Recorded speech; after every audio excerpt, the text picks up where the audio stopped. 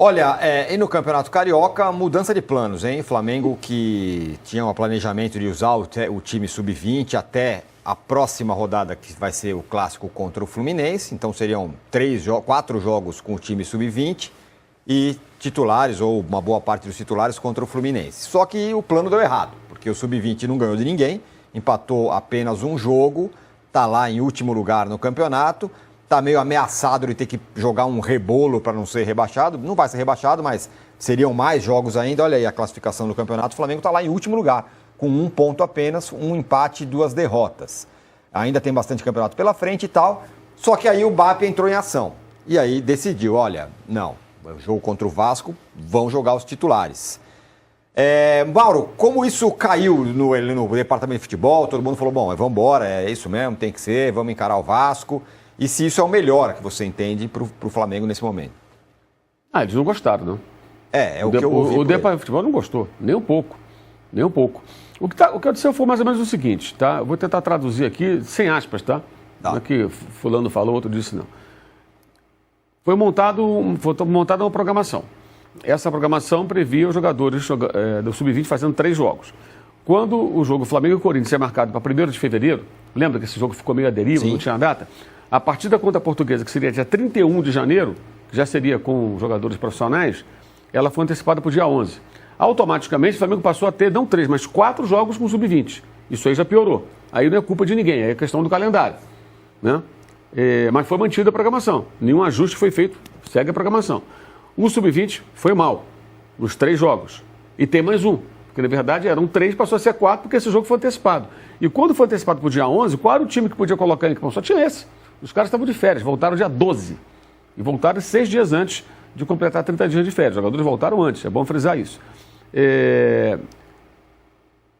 A ideia era manter. A ideia do departamento de futebol era manter, era não mexer na programação. Inclusive, havia dentro do futebol do Flamengo gente com o seguinte raciocínio. Tudo bem, é ruim cair não são aspas, tá? Estou só traduzindo o que eu já ouvi. Digamos, caiu para o Torneio da Morte. O que é o Torneio da Morte? Seria o Flamengo e mais 3 times daquela classificação, os piores, né? 5º, 6º de um grupo, 5º, 6º do outro grupo, jogando mata-mata. Hoje seria Sampaio Corrêa, Portuguesa, Maricá e Flamengo, se fosse hoje. Então os 4 jogando ida e volta, torneio quadrangular.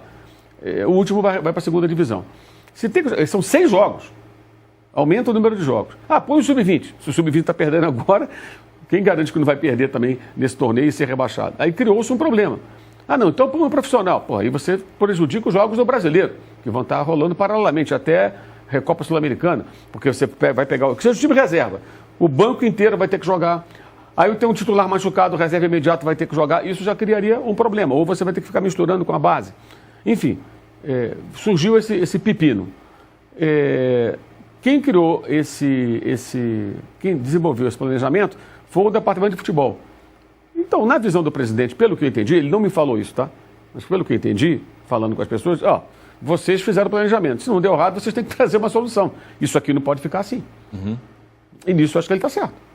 O Flamengo não pode jogar esse torneio. O Flamengo tem que escapar desse torneio. Eu acho que o mais razoável é usar a base e alguns jogadores. É claro, você tem ali um grupo de 20 e tantos jogadores. Tem gente que não tem a menor condição de entrar em campo. Alguns jogadores talvez já tenham condições um pouco melhores. Alguns são caras muito importantes, Jorginho, Arrascaeta, que eu acho que não podem entrar no jogo desse, com tão pouco tempo. Jorginho pela idade, Arrascaeta pelo histórico de lesões. Mas outros jogadores que são mais, digamos, mais saudáveis e mais jovens, talvez possam jogar. Então tem que avaliar a condição de cada um e ver, eu posso contar com esses 6 caras aqui, por exemplo, e mais a base. Você já põe um time mais encorpado. Pode até perder para o Vasco, mas você tem uma chance. Com o Sub-20 que venha jogando, a chance de perder para o Vasco até por um placar elástico é real. Não adianta tapar o sol com a peneira. E aí tem uma outra questão que envolve, acho que o departamento de futebol. Foi colocado nas mãos do técnico do Sub-20, Bruno Pivetti, a missão de comandar o time. Eu acho que o time não foi bem e também houve erros da comissão técnica.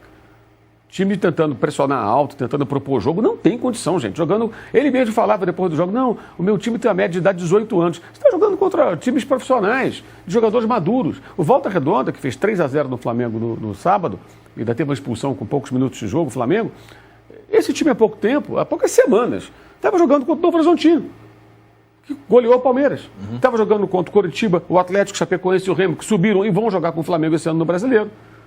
Estava jogando em Série B, foi rebaixado, mas tá. Então você está falando de um time com jogadores mais maduros, contra garotos de 18 anos.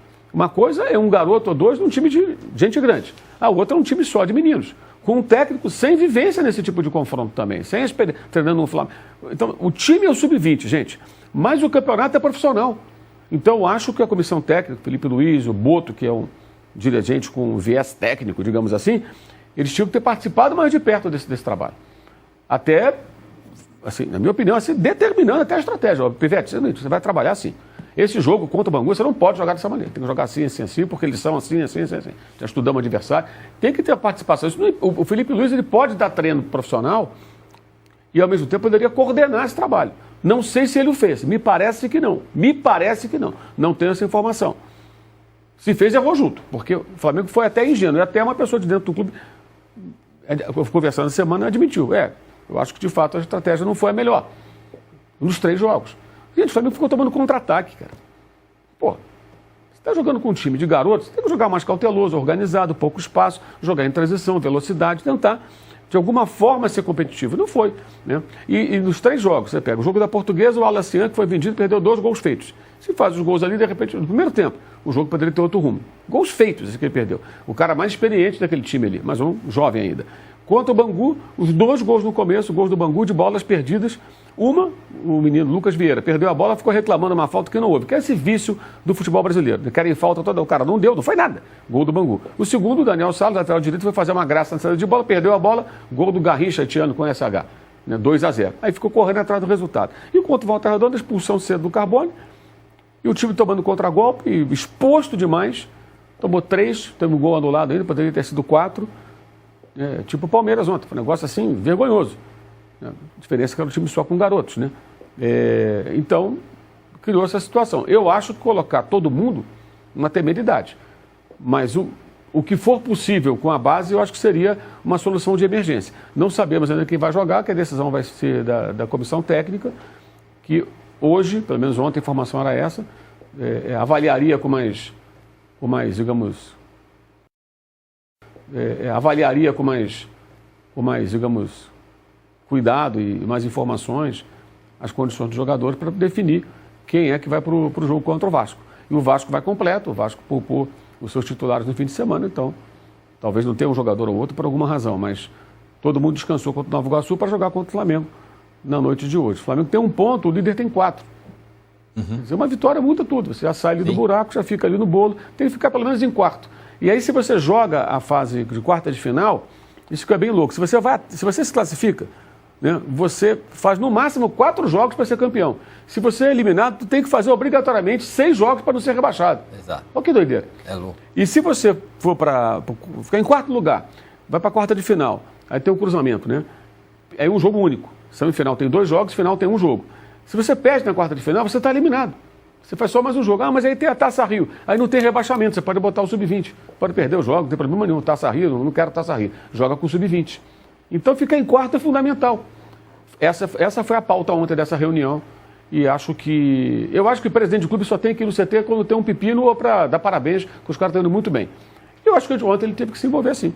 Teve que se envolver sim. E aí foi uma situação do tipo, olha, o Flamengo, a instituição, o Flamengo não pode passar por isso aqui, cara. Vocês criaram o planejamento, confiaram no sub-20, confiaram no técnico, confiaram na comissão técnica do sub-20, representando o profissional. Não deu certo, temos que encontrar uma solução. Eu só acho que colocar todo mundo é uma loucura. Tem que tentar um time mesclado que consiga competir. Porque o time sub-20, tomando por base os 3 jogos, gente, dificilmente não perderia para o Vasco. Agora, a sensação, Danilo, é de... O plano era bom, mas a execução foi ruim, né? Não, totalmente. Exatamente, eu estava pensando nisso, porque é totalmente compreensível o plano, quando você vê se o time voltou dia 12, porque estava jogando com o PSG até o final da temporada. Então, assim, é totalmente compreensível que o Flamengo tenha feito, mas o resultado foi muito ruim. E a gente estava falando agora há pouco sobre as dificuldades do calendário para o Palmeiras, e o 4-0 é um dos limites que você pode ali passar, mesmo com todas as dificuldades. E no caso do Flamengo, jogando com o time sub-20, se tivesse ali, como a fórmula não existe, você ser desclassificado assim, né? Os 4 vão passar de qualquer jeito, então você tem que ficar pelo menos em quarto. Esse é o limite. Ser rebaixado, aliás, jogar o torneio da morte não existe. Ser rebaixado, então, fora de cogitação para mim, não tem como. Então eu acho que também o BAP agiu certo agora ao entrar na rota e falar, não, desculpa, vocês vão ter que jogar. Embora a gente tenha aqui falar, com todas as dificuldades, não significa, não tem garantia, né, que você vai jogar, o Flamengo vai jogar e vai ganhar, porque o Flamengo está treinando há 9 dias com esses jogadores, alguns não têm condição, então aumenta a possibilidade de o Flamengo fazer um jogo bom por conta da qualidade do seu elenco, mas garantia, não. O Vasco, como a gente estava falando no posse, poupou o jogo, poupou no final de semana, não vai ter o Ryan, porque já encaminhou a sua saída, é um desfalque importante para a partida, pela qualidade que ele tem, pelo que ele representa para o Vasco. Vai ser um jogo interessante. Agora, para mim, acerta a diretoria do Flamengo ao mudar a rota, porque não dá para você simplesmente se abraçar num plano que estava sendo feito e você está vendo que está indo para a ribanceira. Não dá. Tem que fazer alguma coisa. Acho que a diretoria do Flamengo acertou ao intervir.